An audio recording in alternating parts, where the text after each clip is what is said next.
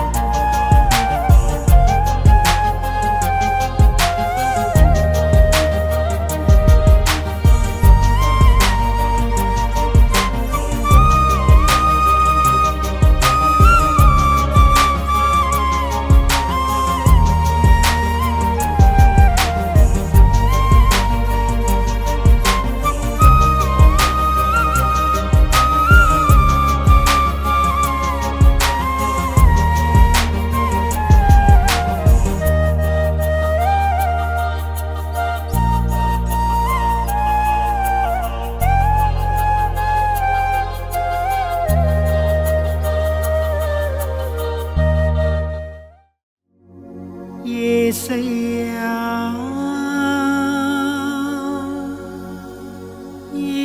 యేసయ్యా యేసయ్యా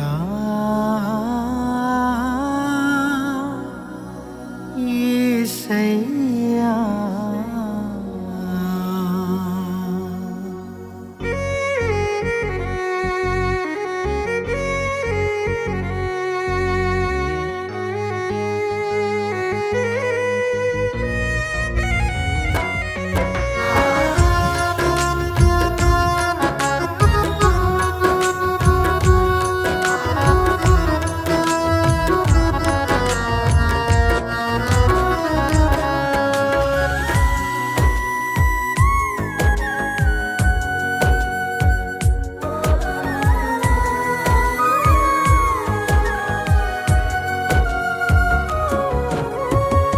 పనికిరాని నన్ను వెలిగించావయ్యా, మండుచున్న అగ్నివాలే నన్ను చేసావయ్యా.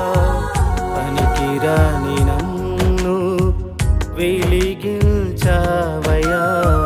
మండుచున్న అగ్నివాలే నన్ను చేసావయ్యా. ఏమిచ్చి నీ రుణం తీర్చగలనయ్యా, మరణము వరకు నీ సాక్షిగా బ్రతికెదనయ్యా. ఏమిచ్చి నీ రుణం తీర్చగలనయ్యా, మరణము వరకు నీ సాక్షిగా బ్రతికెదనయ్యా. యేసయ్యా యేసయ్యా యేసయ్యా యేసయ్యా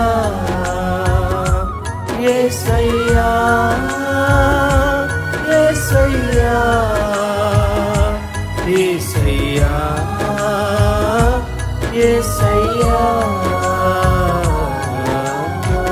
పనికిరాని నన్ను వెలిగించావయ్యా, మండుచున్న అగ్నివాలే నన్ను చేసావయ్యా.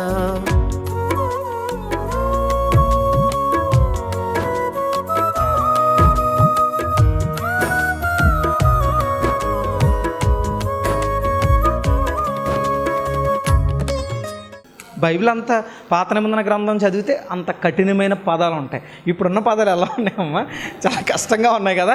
ఇప్పుడు ప్రతి వారం ఈ అధ్యాయం చదువుతున్నాం కదా, అప్పుడు ఇంటికాడ ఏం చేయాలా? పోయిన వారం నేను చదివేసి నీకు చదవక్కర్లేదు అనుకో, మళ్ళీ నిన్నే లేపితే ఏంటి పరిస్థితి? టెస్టింగ్ చేస్తాం అప్పుడప్పుడు అలా. అందుకేం చేయాలా? ఈ వారం చదివేసాను ఇంకా నన్ను పిలవరు అనుకోవద్దు. మళ్ళీ వారం కూడా నువ్వేం చేయాలి, దాన్ని ముందు రోజు రాత్రి ఒక్కసారి. ఇప్పుడు పాస్టర్ గారు ఈ వర్తమానం చెప్పారు, దీంట్లోంచి ఈరోజు ఏం నేర్చుకు ఇంటికి వెళ్ళిన తర్వాత మళ్ళీ ఒకసారి ఏం చేయాలా? అంతే ఎక్కడ ఉందండి. ఇంటికి వెళ్తే త్వరగా తినేస్తాం, త్వరగా నిద్రపోతాం. కానీ కనీసం వేకుజాము లేచిన తర్వాత అయినా వాక్యం ఏం చేయాలా? మీరు బాగా ఆలోచించండి. రేపు ఒకవేళ ఏదైనా ఊరికి వెళ్ళినా లేకపోతే పనికి వెళ్ళినా ఏం కట్టుకోవాలో లేకపోతే ఏం తినాలో ముందు రోజు ప్రిపేర్ చేసుకుంటున్నారు కదమ్మా. వంట ఏం చేసుకోవాలో కొన్ని సందర్భాల్లో తర్వాత ఏ చీర కట్టుకోవాలో అన్నీ కూడా రెడీ చేసుకుంటారు కదా. సేమ్ ప్రార్థనకు వచ్చే వాళ్ళు కూడా బట్టలతో సహా ముందు రోజే సిద్ధపరచుకుంటే ఆలోచించండి, కరెక్ట్ సమయానికి నేను రావాలి అని ఆతృత ఉంటే రాలేమండి. కానీ ప్రాబ్లం ఎక్కడుంది? మన మైండ్లో ఉంది. కొంతమంది పాటలు అయిపోయి వెళ్దాంలే అనుకుంటారు. పరలోకలు అంటాడు, దేవుడు ఏమంటాడు తెలుసా? అక్కడికి వెళ్ళిన తర్వాత లోపల పాటలు అనబడతాను, నేను గేటు దగ్గర ఆపుతాడు. ప్రభా, పరలోక గుమ్మం దాకా రప్పించో కదా ప్రభా, ఎందుకు లోపల కంటే పాటలు జరుగుతున్నాయి, నువ్వు బయటే ఉండు. ఎందుకు ప్రభా అంటే, పాటలు ఎప్పుడొచ్చావమ్మా? ఆరాధనలో పాలు పంపులు పొందిన మొహమేనా నీది? కాబట్టి పాటలు ఎప్పుడూ ఉంటాయి ఎందుకని. కాబట్టి ఇక పాటలు అయ్యే వరకు నీకు ఎక్కడా? బయటే. మన గళాన్ని ఎవరి కొరకు ఉపయోగించాలా? గుర్తుపెట్టుకోండి, పాటలు పాడాలని ఆసక్తి ఎందుకు ఉండకూడదు? నేను ఎప్పుడు చెప్తాను, నీ గళం ఇంపార్టెంట్ కాదు, నీ స్వీట్ వాయిస్ ఇంపార్టెంట్ కాదు, ప్రభు కొరకు నేను కూడా ఉపయోగపడాలా, ఆ ఒక్క తపన మనలో ఉండాలి. అంతేగాని నా స్వరం బాగోదండి, నేను పాడితే నవ్వుతారండి, నవ్వనే, వాడు పళ్ళు బయట పడితే నీకేంటి? చాలామంది ఈరోజు మూల నుండి పోవడానికి కారణం ఏంటి తెలుసా? నేను చదివితే తప్పులు వస్తాయేమో, నేను ప్రార్థన చేస్తే తప్పులు వస్తాయేమో, నేను పాట పాడితే నా స్వరాన్ని చూసి నవ్వుతారేమో. నవ్వుకొని ఆత్మీయుడైతే నవ్వడో, ఆత్మీయురాలైతే నవ్వదో ఎంకరేజ్ చేస్తారు. ఎందుకో తెలుసా? పుట్టుకతోనే ఎవరికి పాటలు రావు, పుట్టుకతోనే ఎవరికి ప్రార్థన రాదు, పుట్టుకతో ఎవరికి ఆరాధన రాదు, పుట్టుకతోనే ఎవరికి ఆరాధన రాదు. కానీ ప్రాక్టీస్ చేస్తే వస్తుంది. అంటే ప్రాక్టీస్ మేక్స్ మ్యాన్స్ పర్ఫెక్ట్ అని అంటారు. అంటే మనం ఎక్కువ ప్రాక్టీస్ చేసే కొద్దీ మనం పర్ఫెక్ట్ అవుతాం. ఏ మనిషి పర్ఫెక్ట్ కాదు, కానీ ప్రాక్టీస్ చేస్తే పర్ఫెక్ట్ అవుతాం. అంతే కదండి. ఇప్పుడు నేను పుట్టుకతోనే పాకుతా, శ్యామ్ గారు ఏమైనా బైబిల్ నేర్చుకుని వచ్చాడా? కేరకేరం అంటాం మానేసి బైబిల్ బైబిల్ బైబిల్ అంటా వచ్చారా? లేదు కదా. నేను కూడా తర్వాత చదివిన వ్యక్తినే. అటువంటప్పుడు మీరు కూడా ఉన్నారుగా. ఫస్ట్లో రాకపోవచ్చు, ఇప్పుడు చదువు, నవ్వని ఏమైతే తప్పులు వచ్చినాయి, నవ్వుతారు. ఇంకా ప్రాక్టీస్ చేయి, తప్పు లేకుండా వచ్చే వరకు దాన్నే చదువు.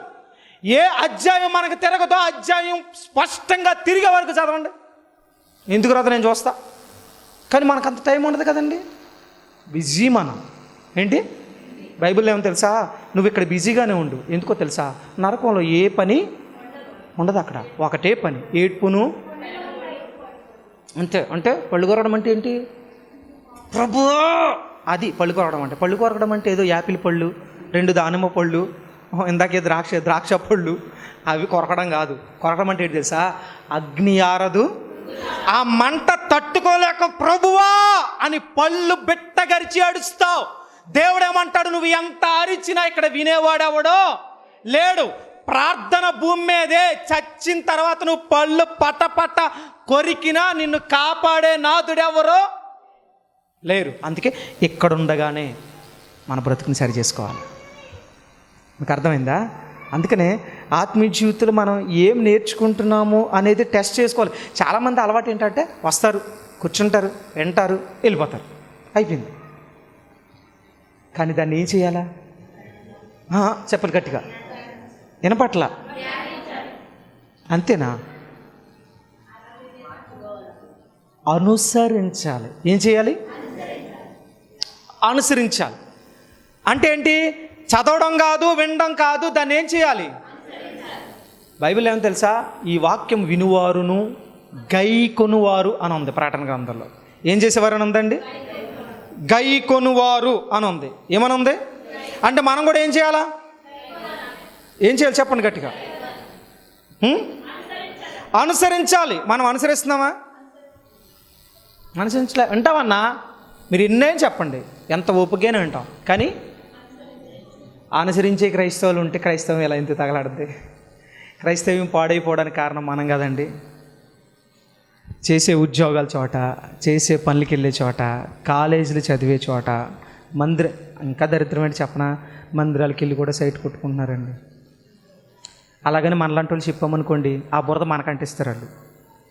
ఆ బురద శ్యామ్ గారు అని పెద్ద ఇదేంటండి, ఆయన చుట్టూ ఎప్పుడూ ఉంటారు, నువ్వు చూసి వచ్చావా? నిజే కదండి, చూడక్కర్లా.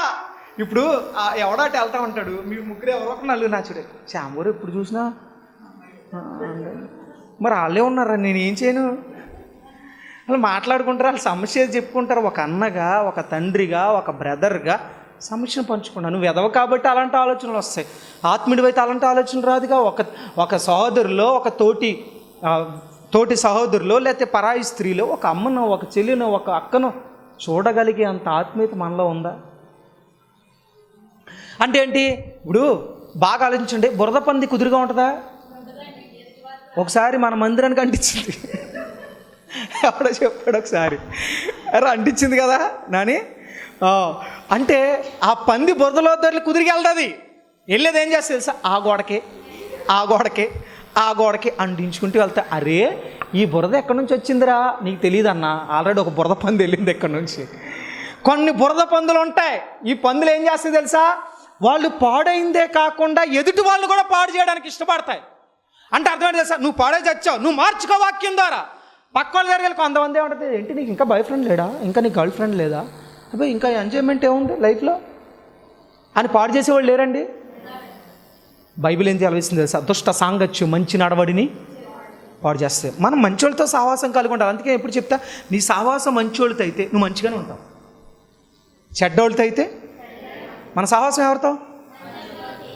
ఆత్మీయులతో చేయి. పరిశుద్ధమైన ఒకవేళ మందిరానికి వచ్చి కూడా వాళ్ళు ఎవరైనా నీకు దరిద్రమైన సలహాలు చెప్తే వాళ్ళతో ఫ్రెండ్షిప్ కట్ చేయ మొహమాటమే లేదు. వాళ్ళ మందిరానికి వచ్చే వాళ్ళైనా సరే చెడ్డ చెప్తే ఎవడ చెప్పినా వినాల్సిన అవసరంలా. అందుకే చెప్తున్నా, వాక్యం వినడం మాత్రమే కాదు, దాన్ని ఏం చేయాలండి? ఆచరించాలి. ఆచరిస్తే పరిశుద్ధత విలువేంటో నీకు తెలుస్తుంది. కష్టపడేవాడికి ధనం విలువ ఎలా తెలుస్తుందో, ప్రభు కొరకు బ్రతికేవాడికి దేవుని విలువ, దేవుని మందిరం విలువ, దేవుని వాక్యపు విలువ, దేవుని ప్రార్థన విలువ, దేవుడితో గడిపితే సమయం ఎలా ఉంటుందో ఈ విలువ ఎవరికి తెలుస్తుందో తెలుసా? దేవుణ్ణి ఓన్ చేసుకున్న వాళ్ళకి, దేవుని కొరకు బ్రతికే వాళ్ళకి, దేవుని వాక్యాన్ని గుండెలకు హత్తుకున్న వాళ్ళకి, దేవుని పరిచర్యలో నిరాటం కొనసాగే వాళ్ళకి తెలుస్తుందండి దేవుని మందిరం విలువ. కొంతమందికి తెలియక ఏమంటే తెలుసా? ఎప్పుడు మందిరమేనా అంటారు. మరి ఏం చేయాలా? సారా కొట్టుకి వెళ్ళమంటావా? అంతే కదండి. మిమ్మల్ని ఎవరైనా ఏంటమ్మా ఎప్పుడు చూసినా నీకు మందిరమేనా అన్నారు అనుకో, మరి ఏం చేద్దాం? సారా కొట్టుకి వెళ్ళమంటావని అడగండి ఒకసారి. మళ్ళీ అడగరు మిమ్మల్ని. మనం అలా అనం కదా, కుమిలిపోయి నన్ను ఇలా అంటున్నారు పాస్టర్ గారు, నీకు నోరు లేదా? అది నేనేమన్నా అంటే మామూలుగా వేరే విషయాల్లో నోరేసి పడిపోతావు, ప్రార్థన విషయాలు అంటే మాత్రం నోరుతారు. అలా అన్నప్పుడు ఈ సమాధానం చెప్పలేమండి. సరే ప్రార్థన ఎప్పుడు ప్రార్థన అని అడుగుతారు, మరి ఎక్కడికి వెళ్ళమంటారు? మందు షాప్ కాడికి వెళ్ళి నుంచోమంటారు అక్కడ లైన్లో, సినిమా థియేటర్ దగ్గర నుంచోమంటారు లైన్లో. అలా అడిగితే ఏమంటారు వాళ్ళు? మీకు ఇంకా విచిత్రం తెలుసా? ఇలా అడిగేవాళ్ళు అన్యులా? ఎవరు అడుగుతారు ఈ ప్రశ్న? ఎవరు అడుగుతారండి?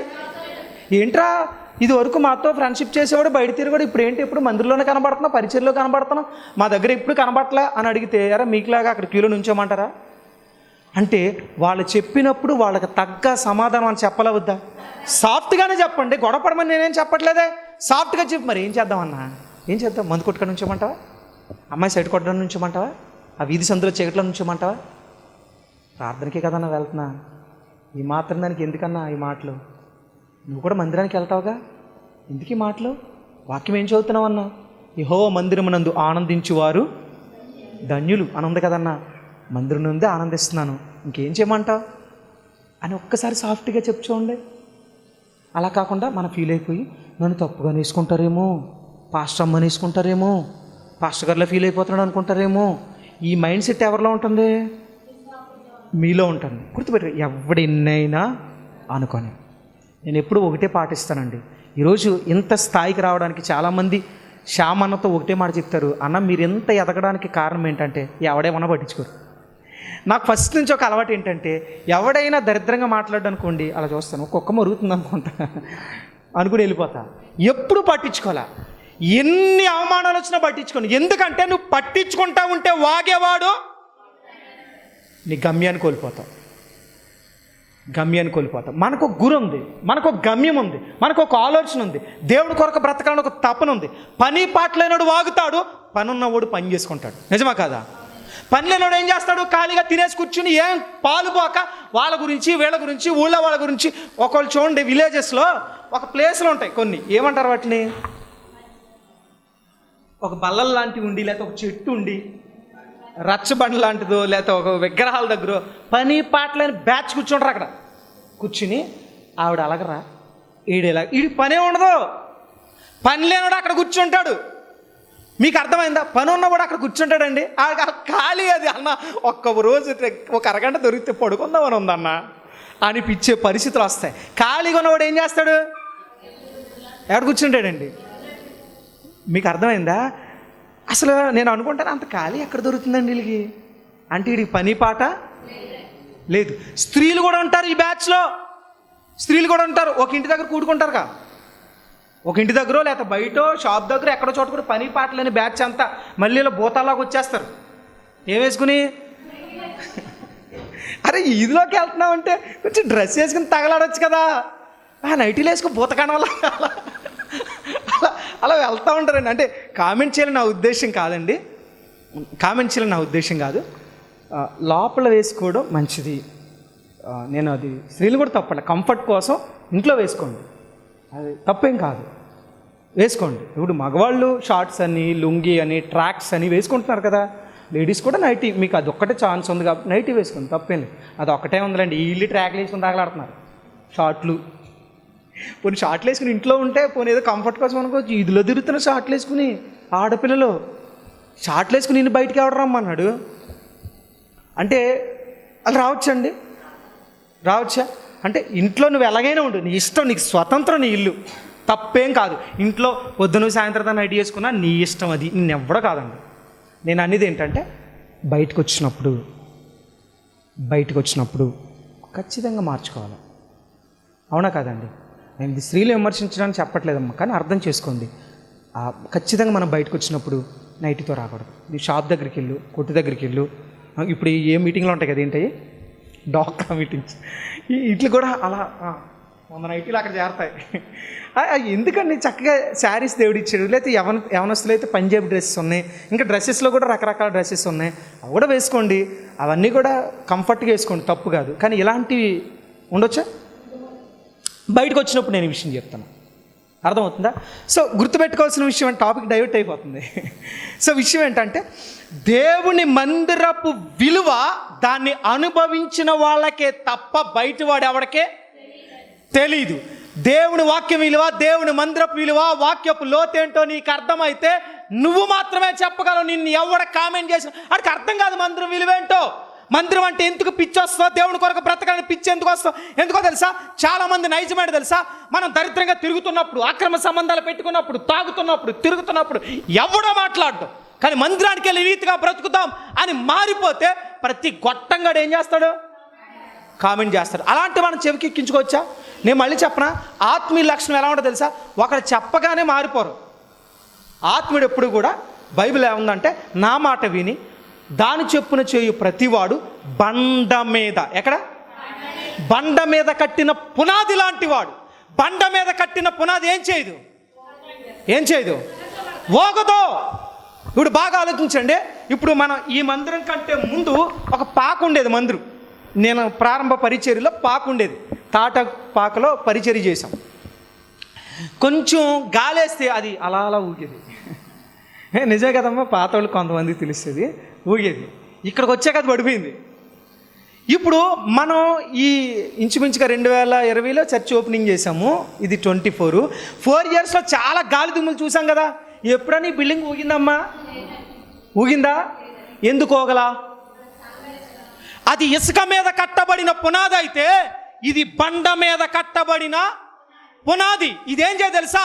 వాన వస్తుంది, వరదలు వస్తాయి, నిందలు వస్తాయి, అవమానాలు వస్తాయి, బట్ ఇది కదలదు. అంటే అర్థమైంది తెలుసా? ఆత్మీయుడు పునాది బండపై అయితే ఎవడు నిందించినా, ఎవడు అవమానించినా, ఎవడు వెట్టకారంగా మాట్లాడినా మన భక్తి జీవితంలో ఏమవ్వం? కదల్చబడం. కానీ చాలామంది వీక్నెస్ ఏంటి తెలుసా? మందిరంలో నిర్ణయం తీసుకుంటారు, ఎవడన్నా బలహీనపరచగానే నిజమేనంటావా అంటే నీకు ఒక స్థిరమైన డెసిషన్ లేదా? బలహీనపరిస్తే బలహీనపడేవాడు ఆత్మీయుడు. మన బండ మీద కట్టబడిన పునాది. ఈ పునాది ఏం చేయదు? ఎవడేమైనా వాక్కొని నేను తీసుకొని నిర్ణయించి ఒక అడుగు కూడా వెనక్కి వెళ్ళను, సమస్య లేదు. నువ్వు ఎన్ని కామెంట్ అయినా చేయి, మందిరాన్ని మాత్రం నేను పరిచర్య మానను, ప్రార్థన మానను, వాక్యం మానను, మందిరానికి వెళ్ళడం మానను, దేవుని చిత్తం చేయడం ఎవడైనా కామెంట్ చేయండి. ఇప్పుడు చెప్పండి, మన బండ మీద కట్టబడిందా ఇసుక మీద? చాలామంది ఇసుక బ్యాచ్ ఉంటారు, ఊగుతూ ఉంటారు అలాగా, ఏంటో తెలీదు. ఒక వారం ఎలా ఊగుతారు, ఒక వారం అలా ఊగుతారు. అంటే ఈ వారం ఏమో పాస్టర్ గారు ఏం చేద్దాం, వచ్చేవారు కష్టం పాస్టర్ గారు, ఈ సమస్యలు తట్టుకోలేకపోతున్నారు పాస్టర్ గారు అంటే నిలబడి, మరి ఏం చేద్దామని వచ్చాము? అలా ఆలోచించండి. బండ మీద కట్టబడిన పునాది ఏం చేస్తుంది? ఈ వాక్యం వింటున్నప్పుడు చాలామంది అలాంటి ఊగిసలాడే పరిస్థితిలో ఉన్న వాళ్ళు ఉన్నారు. గుర్తుపెట్టుకో, టీవీ ముందు కూర్చున్న నీతో దేవుడు స్పష్టంగా మాట్లాడుతున్న అంశం ఏంటో తెలుసా? ఊగిసలాడే విశ్వాసులు దేవునికి ఇష్టమో కాదు. అలాగని వదిలేసుకోవడం దేవునికి ఇష్టమా? నిన్ను మార్చుకోవడానికి వాడుతున్నాం. మనం ఎక్కడ కట్టబడిన పునాది అయి ఉండాలా? ఎందుకో తెలుసా? దేవుని వాక్యపు మాధుర్యం ఏంటో, దేవుని పాటల మాధుర్యం ఏంటో, ఆరాధన మాధుర్యం ఏంటో, దేవుని మందిరపు విలువ యొక్క మాధుర్యం ఏంటో నీకు అర్థమైతే మందిరాన్ని వదలం, ఆరాధన వదలం, ప్రార్థన వదలం, దేవుని పరిచర్య వదలం. అది అనుభవించిన వాళ్ళకే తెలుస్తుందండి. ఎవరికి తెలుస్తుంది? వీళ్ళు కష్టపడి సంపాదించలేదు కాబట్టే ఎంజాయ్ చేస్తూ తొలతూగుతున్నారు. ఆత్మలో కట్టుకున్న వాడికి ఆ భారం ఏంటో అర్థమవుతుంది. ఇప్పుడు చెప్పండి, మీలో చాలామంది భారం కలిగి పరిచర్య ఎందుకు చేస్తున్నారు? ఆ భారం ఏంటో మీకు తెలుసు. ఎందుకు నిలబడుతున్నారు? ఆ భారం మనకు తెలుసు. దేవుని కొరకు ఎలా నిలబడాలో, ఎలా పరిచర్య చేయాలో, ఎలా కట్టుకోవాలో అది మనకు తెలుసు. అర్థమవుతుందా? సో ఆత్మీయ జీవితంలో ఈ వారం ఇంకా కంటిన్యూ చేద్దాం. మనం రెండు విషయాలు నేర్చుకోవాలి. ఫస్ట్ ఆఫ్ ఆల్ ఏంటంటే, అవసరానికి మనుషులను మనం ఏం చేయకూడదు? వాడుకోకూడదు. ఫస్ట్ ఆఫ్ ఆల్ ఒకటి. రెండోది ఏంటంటే, స్థిరమైన ఆత్మీయ జీవితాన్ని కలిగి ఉండాలి. ఈ ఆత్మీయ జీవితం, ఈ రెండు మనం నేర్చుకుంటాం. మిగతా వచ్చి వారు ధ్యానం చేద్దాం, మోకరిద్దాం, ప్రార్థన చేద్దాం. చిన్న ప్రార్థన చేద్దాం. మోకరించండి, కళ్ళు మూయండి, హృదయాన్ని తెరండి. టీ ముందు ఈ వర్తమానం వింటున్న నీ వారమైన పరిశుద్ధాత్మ దేవుడు నీతో మాట్లాడుతున్న అంశం ఇదే. అలనాడు దావీదు దగ్గర ఉన్న ఐగుప్తుడు చెప్తున్నాడు, అయ్యా నీ అవసరం తీరిపోయిన తర్వాత నన్ను చంపవని గ్యారంటీ ఏంటి? మాట ఇవ్వు, ప్రమాణం చేయి అని అడిగాడు. ఈరోజు ఎన్ని సందర్భాల్లో ఈ మాటలు వింటున్నప్పుడు ఎంతమందిని మోసగించి ఉంటాం? డబ్బులు తీసుకుని ఎంతమందిని వాళ్ళ అవసరానికి వాడుకుని వదిలేసి ఉంటాం. ఎవరినైనా వాడుకుని ఉండొచ్చు, నీ భర్తనో, నీ కుటుంబస్తున్నో, ఇరుగుపరు, నాకు అనవసరం అది. కొంతమంది దైవజనులు కూడా అవసరానికి వాడుకుని వదిలేసి వాళ్ళు ఉంటారు. మాట సహాయమో, చేత సహాయమో, డబ్బుల సహాయమో, మరి ఏదైనా. ఈ రాత్రి పరిశుద్ధాత్మదేవుడు మాట్లాడుతూ ఉండగా ఒక్క నిమిషం, అయ్యా ఇంకెప్పుడు అలాంటి పరిస్థితులు ఉన్నాయా? మాట అంటే మాటే, మాట నుంచి ఏనాడు ఒక్క అడుగు కూడా వెనక్కి వేయను. అవసరానికి మనుషులను వాడుకున్నాయా? అవసరానికి లాలన మాటలు చెప్పనయ్యా? అవసరాన్ని బట్టి తీయని మాటలు చెప్పనయ్యా? ఒకే నిర్ణయాన్ని కలిగి ఉంటా. అవసరానికి ఎవరిని వాడుకున్నాయా? అవునంటే అవును, కాదంటే కాదన్నట్టు ఉంటా. రెండోది, నా ఆత్మీయ జీవితంలో స్థిరత్వాన్ని కలిగి ఉంటానయ్యా. ఊగిసలాడే మనస్తత్వం, ఊగిసలాడిపోయే ఆత్మీయతత్వం నాకు వద్దయ్యా. నీ కొరకు నిలబడతా, స్థిరమైన ఆత్మీయ జీవితాన్ని కలిగి ఉంటా. అంటే ప్రార్థన చేయి. నీ కొరకు ఒక దైవజనుడిగా నేను ప్రార్థించడానికి ఇష్టపడుతున్నాను. మహాపరిశుద్ధుడైన మా ప్రియ పరలోకపు తండ్రి, మీ పరిశుద్ధ నామానికి వేలాది వందనాలు, స్తోత్రాలయ్యా. ఇదిగో తండ్రి, ఈ రాత్రి మీరు మాతో మాట్లాడిన విధానాన్ని బట్టి స్తోత్రాలు. ఇదిగో తండ్రి, దావీదు ద్వారా మాతో మాట్లాడుతూ వచ్చా. ఇదిగో ఐగుప్తుడు అడుగుతున్నాడు, అయ్యా నాకు మాట నన్ను చంపనని. ఎందుకంటే అవసరం తీరిపోయిన తర్వాత నన్ను చంపేస్తే, ఈ రోజున ఈ యాంత్రిక యుగంలో, ఈ సైంటిఫిక్ యుగంలో, ఈ మోడర్న్ యుగంలో మనుషులను వాడుకుని వదిలేసే వాళ్ళు చాలామంది ఉన్నారు ప్రభువా. అవసరాన్ని బట్టి వాడుకుంటున్నారు. శరీర అవసరం అవ్వచ్చు, ఆర్థికపరమైన అవసరాలు అయి ఉండొచ్చు. అది ఏదని ఈరోజు బంధుత్వాలు కోల్పోవడానికి, రక్త సంబంధాలు కోల్పోవడానికి, భార్యాభర్తల మధ్య ఘర్షణలు రావడానికి, స్నేహితుల మధ్య ఘర్షణలు రావడానికి కారణం అవసరానికి వాడుకుంటున్నారే తప్ప ఎదుటి వారికి మేలు చేయాలని ఆలోచన లేని సమాజంలో మేమున్నాం. ఒకవేళ ఈ వాక్యం వింటున్నప్పుడు ఎవరైనా సరే, యాస్ ప్రభువా నేను అలాంటి సిచ్యువేషన్లో ఉన్నానయ్యా, నేను ఎవ్వరికీ మేలు చేసేవాడిని కాదు, మేలు పొందుకుని కూడా నేను మేలు చేయలేని వ్యక్తినయ్యా, స్వార్థపరురాల్ని, స్వార్థపరుణ్ణి. ఈ రాత్రి సూటిగా వాక్యం నాతో మాట్లాడింది. నా బ్రతుకుని సరి చేసుకోవడానికి ఇష్టపడుతున్నా అని ఎవరైనా ప్రార్థన చేస్తుంటారు, ప్రార్థన ఆలకించండి ఆయన. అలాగే రెండోదిగా, స్థిరమైన ఆత్మీయ జీవితం లేకుండా కష్టపడి ఆత్మీయత కట్టుకున్న వాళ్ళకే, దేవుని కొరకు బ్రతుకుతున్న వాళ్ళకే మందిరం విలువ, దేవుని కొరకు బ్రతుకుతున్న నీ కొరకు బ్రతుకుతున్న వాళ్ళకే ప్రార్థన విలువ, చదువుతున్న వారికే వాక్యపు విలువ, చేస్తున్న వారికే పరిచర్య యొక్క విలువ, వస్తున్న వారికే దేవుని మందిరం విలువ. ఈ విలువ తెలియక లోకంలో ఎంతోమంది ఊగిసలాటలో ఉన్నారు ప్రభువా. ఈ వాక్యం వింటున్న నేను కూడా ప్రభు ఆత్మీయ జీవితంలో ఊగిసలాడుతున్నానయ్యా. స్థిరమైన ఆత్మీయ జీవితం లేదు, స్థిరమైన ప్రార్థన జీవితం లేదు, ప్రతిదిన వాక్యం చదువుకునే పరిస్థితులు లేవు, ప్రతి వారం మందిరానికి వచ్చే పరిస్థితులు లేవు, సమయానికి వచ్చే పరిస్థితులు లేవు. ప్రభు ఆత్మీయ జీవితంలో నీ కొరకు పరిశుద్ధంగా బ్రతికే విషయాల్లో కూడా స్థిరత్వం లేదు. ఈరోజు నాతో మాట్లాడావు. స్థిరమైన ఆత్మీయ జీవితాన్ని ఎవరైనా బలహీన పరిస్థితి బలహీన పడిపోతున్నాను ప్రభువా, బండ మీద కట్టిన పునాది వలె నీ కొరకు నిలబడతా అని ఎవరైతే తీర్మానం చేసుకుంటారో వారి తీర్మానం స్థిరపరిచి బలపరిచి అంతవరకు నీ కొరకు నమ్మకంగా ఉండే భాగ్యం దయచేయమని కూడా వచ్చిన వారు కానీ, టీవీ ద్వారా ఈ వర్తమానం వింటున్న కుటుంబాలు కానీ ఎవరైతే తీర్మానం చేసుకున్నారో వారి తీర్మానం స్థిరపరిచి బలపరిచి అంతవరకు నమ్మకంగా ఉండే భాగ్యాన్ని మీరు దయచేయమని యేసుక్రీస్తు నామములో ప్రార్థిస్తడిగి వేడుకొంచున్నాం మా పరమ తండ్రి. మన పరమ తండ్రిని దేవుని ప్రేమ, కుమారుడైన క్రీస్తు వారి కృప, పరిశుద్ధాత్మ సాహసము సన్నిధి కూడా వచ్చిన బిడ్డలకును, ఈ పరిచర్యకు టీవీ వర్తమానం ద్వారా ఈ వాక్యం వింటున్న బిడ్డలకును నిరంతరము తోడే నడిపించును గాక. ఆమేన్, ఆమేన్, ఆమేన్. ఈ యొక్క ఆధ్యాత్మిక కార్యక్రమంలో ఈ వాక్యం ద్వారా మీరు బలపడినట్లయితే ఈ కార్యక్రమాన్ని ప్రోత్సహించండి, బలపరచండి. అలాగే మీ సమస్యలు ఏమైనా తెలియచేయాలి అని ఆశపడితే ఈ స్క్రీన్పై స్క్రోల్ అవుతున్న నెంబర్లకు మీరు కాల్ చేయండి. అలాగే మీ ప్రార్థన అవసరాల కొరకు ప్రేయర్ చేయడానికి సేవకుడిగా నేను ఇప్పుడు సిద్ధంగా ఉన్నాను. అలాగే నా వర్తమానాలు మీ ప్రాంతాల్లో వినబడాలి అని ఆశపడితే ఎవరైనా సరే దైవ సేవకులు కానీ మరి ఎవరైనా ఈ స్క్రీన్పై కనబడుతున్న నెంబర్లకు మీరు కాల్ చేయొచ్చు అని ప్రభు పేరిట తెలియచేస్తున్నాను. అలాగే నా వర్తమానాలు మీరు ఇంకా వీక్షించాలి అని ఆశపడితే బ్రో ఎం శ్యామ్ అనే యూట్యూబ్ ఛానల్ ద్వారా కూడా నా వర్తమానాలు అనేకమైన యూట్యూబ్లో ఉన్నాయి కనుక వాటిని కూడా మీరు వీక్షించి ప్రభు యొక్క దీవెనలు పొందుకోవాలని, ఆధ్యాత్మికంగా బలపడాలని ప్రభు పక్షాన తెలియచేస్తున్నాను. ఈ దీన సేవకుడి కొరకు, ఈ దీన పరిచర్య కొరకు మీ యొక్క అనుదిన ప్రార్థనలో జ్ఞాపకం చేసుకోవాలని ప్రభు పేరిట మీ అందరినీ కూడా తెలియచేస్తున్నాం. God bless you, God bless you all. దేవుడు మిమ్మల్ని దీవించునుగాక. ఆమేన్. మా అడ్రస్ బేతేలు ప్రార్థనా మందిరం, ఇందిరా కాలనీ, జీడిపిక్కల ఫ్యాక్టరీ ఎదురుగా, దొండపూడి రోడ్, గోపాలపురం.